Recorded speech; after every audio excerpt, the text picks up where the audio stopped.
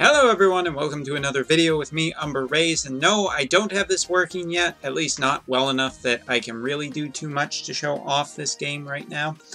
I'm looking to get this fixed this weekend. Basically, the problem I'm having is that every emulator I have tried is just causing me problems with this game.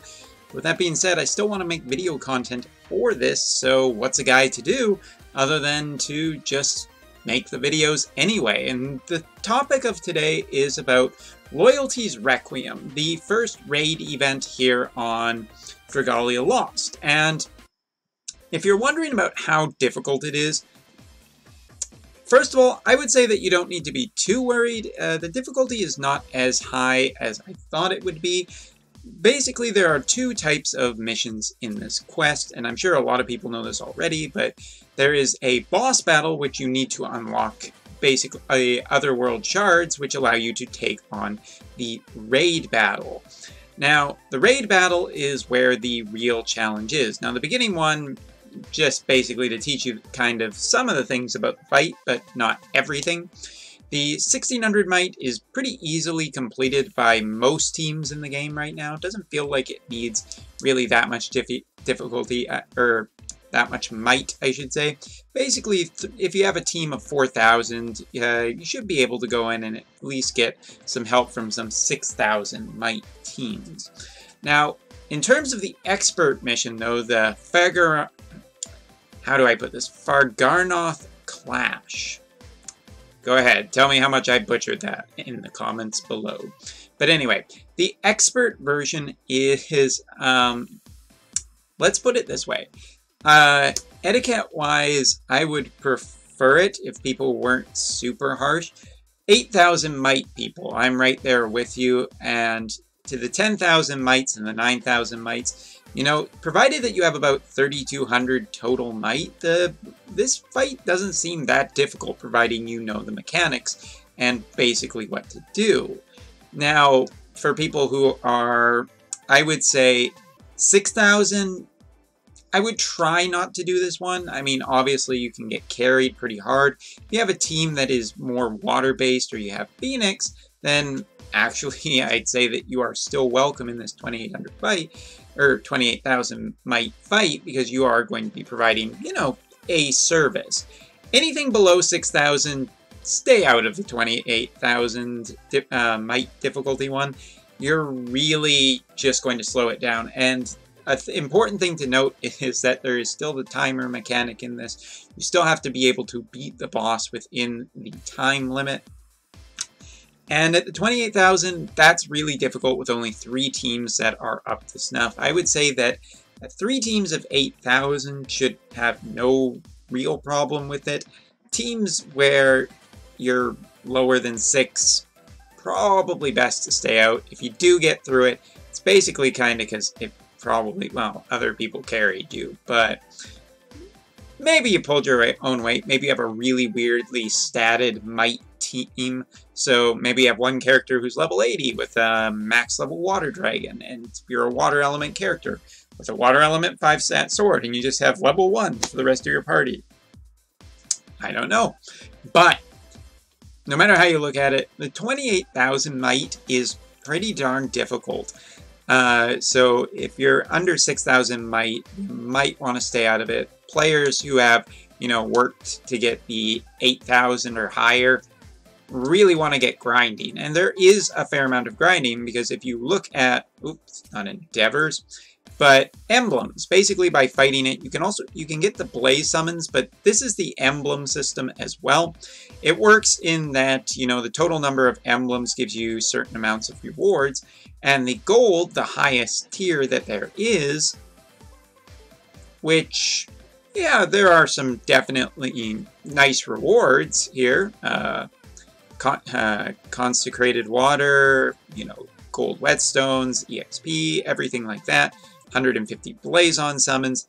But as you can see, you need quite a few of these to hit the max level of the Twinkling Sand. So higher level players, considering how rare these gold emblems feel already in the hardest difficulty, it's kind of even worse when you got just teams that just can't even make the cut. So try and be considerate of other players, and yeah, I don't think that's too much to ask. Now, speaking of just being a good person at the raid, if you are going to go with that 28,000, here's a really big piece of advice, and maybe not everybody knows this. Destroy the tail. For anything else in that fight, destroy the tail. These raids are not like raids in other games where, you know, it's just doing a lot of damage together or anything like that. This very much has mechanics of it that are like, like Final Fantasy XIV or other MMOs. When you see certain attacks, there are certain attacks in these raids that are meant to heavily damage or completely destroy you. So you do have to remember that when you are fighting in this. And so there are 3 breakable parts to the, as well as the main body. The most important thing when the fight starts, go exactly for the tail and only for the tail. Once the tail is destroyed, you can go off and kind of do whatever you want and have a little more freedom to the fight. But yeah, you really got to destroy that tail as quickly as possible, because if that tail survives just too long, then it's pretty much GG, or at least it's going to be considerably difficult until you defeat the tail. So defeat the tail. That is the important thing. Now, the other thing to note is when the volcanoes show up, go after the volcanoes, at least 2 of the volcanoes. So basically, volcanic eruption spreads these 3 volcanoes across the field. If they are not destroyed, they will create a mass area damage effect. Destroy at least 2 of them. You don't need to destroy all 3, although that's preferable because then you have full access to the field again.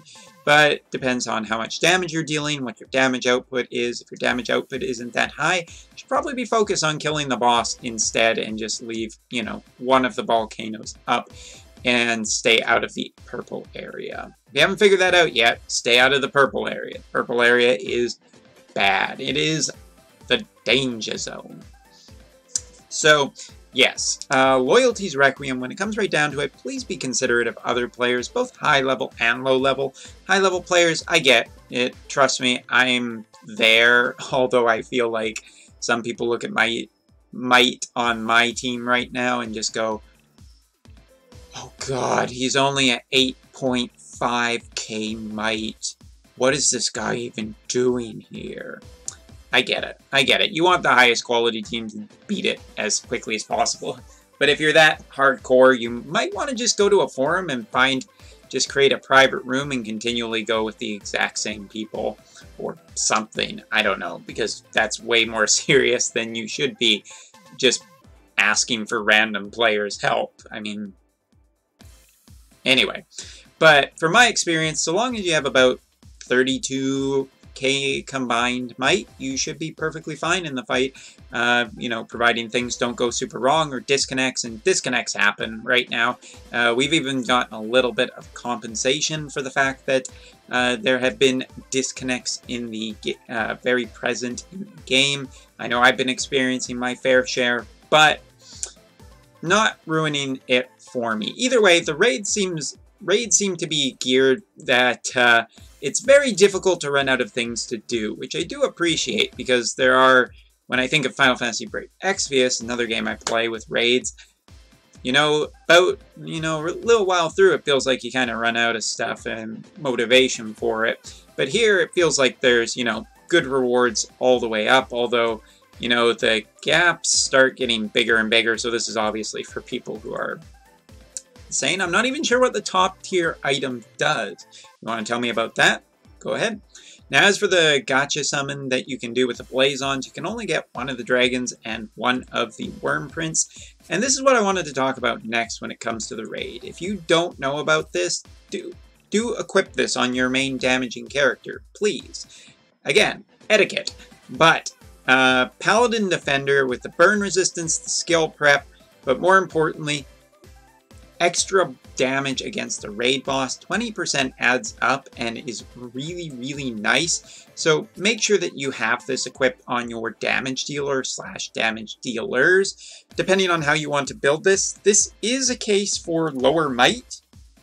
Remember this, players out there, you know, even though you have 8k might, there's a couple of things on that 6k team. One, They might be running multiple Paladin Defenders, which means their team might even be better than just a higher might team with no Paladin Defenders. Just saying. The other thing is that that team might have geared Phoenix on, and Phoenix is just one of the most valuable dragons in the game right now because of the healing effects that it has. So, yeah, when it comes... I gotta say, people, when you're queuing into these matches, please be a little bit considerate of just other players. The fact that we're all trying to get these raid rewards, we're all trying to be, like... I think we all want to help one another and make each other, you know, successful. So, if you can, be patient with 6k might teams. And, ooh, a dragon scale. Not freaking bad. Like, just to show you what I am running for the event right now, the 4-star character that you get from doing the friendship thing, which only took me about a day and a half, and partially because I was being kind of lazy, she is actually pretty damn solid so far. So getting her is awesome for this event. Obviously, characters like Xander or...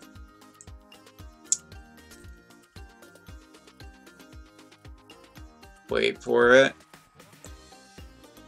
Ooh, it's tough. Polyahu is just a fantastic one because a water dragon that also buffs water characters with its passive. So that's really good.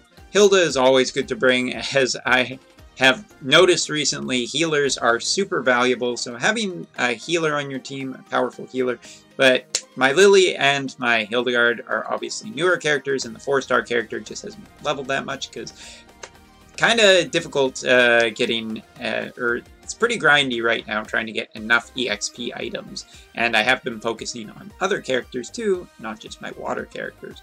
But still, you know, and I think with an 8.5k might team, you still should be pretty freaking good. And of course, the banner. To talk about this banner really quick, Lily is a really strong mage with some nice freeze effects to her, so that's pretty cute. And Leviathan, really nice one that just has just something that's absolutely great, which is the passive of upping a water-attuned character strength by 40%, which is a pretty big boost. And what I've heard, when you get him a high enough level, it goes up to 60% too. So yeah, Leviathan, absolutely incredible if you have a water character. You know, you got that 10-fold summon if you have any other tickets. And it's not necessarily a bad idea to give a shot at this. There's some nice stuff all around. Especially if you don't have a water character yet. I am so far absolutely loving Lily being on my team. Skill damage up as her, you know, co-op ability, which is pretty cool. Enjoying it ever so much. And the only other thing I just want to stress once again is, you know, if you are playing this game, something that you want to remember to keep doing is just keep building your castle. You want to get your town level up. Obviously, it gets kind of expensive, but as you're ranking up, you can place more buildings and everything. Make sure that you are gathering the resources needed to get up to max out your castle. Getting the smith is particularly the thing that I am interested in when it comes to increasing my castle to 5-star right now. Now, getting the 5-star, obviously expensive, need a facility level of 200, which is pretty time consuming, but to get the smithy to level 5 is absolute. Hey, I just have enough money for both of them if I could do it. But the thing that I have noted is that when it comes to weapons, basically, if you were to look at taking the Knight Sword, for example, and taking it all the way to its nth degree, which is basically, you know, a elemental weapon version.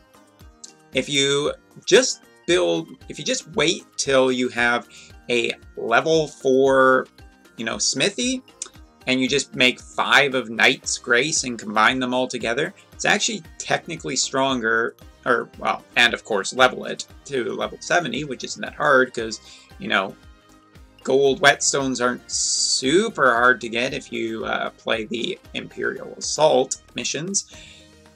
Knight's Grace at level 70 is stronger than those elemental weapons anyway, so yeah, it's not super worth investing going on those elemental weapons unless you intend to use them for an incredibly long time, because they're also kind of expensive and hard to build up. It'll probably be the same thing with the level 5 weapons once you get into, you know, the level 5 smithy. Oh, it requires a level 7 smith. Oh, well, then that's a long way off. But yes, even if you are looking to smith some of the more advanced weapons that you can get, a lot of the times it's actually better to wait. Of course, level 7 smith, I don't even know. Oh god, how far does the castle hole go? Anyway, you guys, I hope that these tips have given you a little bit of help. If you didn't know already, it's a good reminder. And yeah, next week I hope to have this game running a little bit better, so, you know, I can do this and play this on stream a little bit easier. Other than that, that's all I gotta say. So I will see you next time. Happy hunting, go beat some raid bosses, get a ton of medals. You got like 6 more days or whatever. So see you next time.